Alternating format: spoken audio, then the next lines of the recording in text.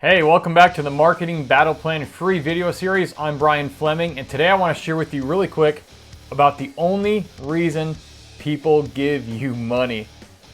People don't just throw their hard-earned money around. There's a reason some people make a sale and other people don't.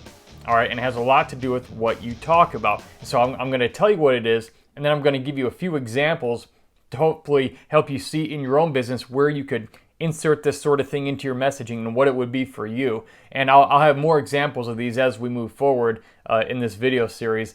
But here's the deal. People pay money for value. It's one word. It's value.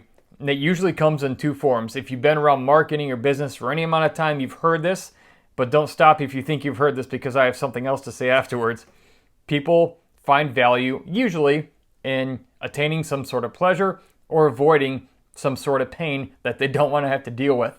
All right, so having said that, think about this. Think about this in your business. Use this in your marketing message. When it comes to whatever it is that you sell or the service you provide, the product that you provide to people, what is it they get out of it? Is it helping them get something they want? Is it helping them avoid something they don't want? Okay, look, if I'm tied up on the train tracks and someone walks by with some hedge trimmers or a chainsaw, I'm like, hey man, cut these ropes. I'm looking to get off these tracks before this train comes. All right, so funny example, but still. So here's the deal. Value is what customers want that your business can provide for them in exchange for money. I'll say that again. Value is what your customers want that your business can give them in exchange for money. You give the value, they give you money that equates to the value or is worth the value, okay? So here's an action item. I want you to think about this. Think about your business. Think about this. What do you sell? Get in your mind what you sell, whether it's a product or a service or whatever. Think about this. What do your customers want? What outcome do your customers want to get that they believe your product or service can get for them? What outcome do they want? And they think that if they pay you money for your product or service, that they'll get that outcome. What is that outcome? Because that's what you want to harp on in your marketing messaging. People buy outcomes, okay? So write that down. Action item right here. Write it down. What's one outcome your ideal customers want when it comes to your product or service? And I wrote down a few examples here. If you see me looking down, I have a few examples. So let's say, for example, number one, let's say you sell insurance. I walk up to you at a cocktail party or at a gathering, say, hey, what do you do? And you say, I sell insurance. Okay, I know what you do. Not real compelling, but okay. But what if I'm somebody who's looking for insurance, maybe the particular kind that you sell? And instead of saying I sell insurance, you said something like this. This is more value-based. You said something like, I help people get the most health insurance coverage at the best rate available, even if they don't think they qualify. Well, if I'm somebody, maybe I'm having trouble getting coverage and I don't know if I qualify, you just spoke my language. I go, wow, it's like you're reading my mind. All right, number two, example. Let's say you sell real estate. So I ask you, I say, hey, what do? You say, I sell real estate. Great. However, what if you said it this way? This is a more value-based way of saying it.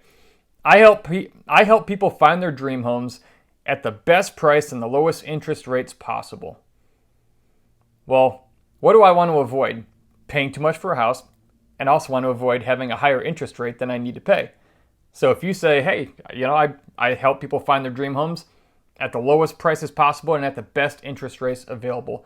Well, if I'm somebody looking to buy a new home and I'm looking for my dream home, you're speaking my language and you're addressing some of the pain points in that statement that I'm trying to avoid.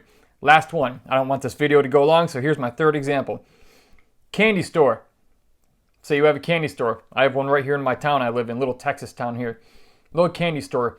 They sell vintage candies from like the 50s, the 60s, the 70s, 80s. A really cool place.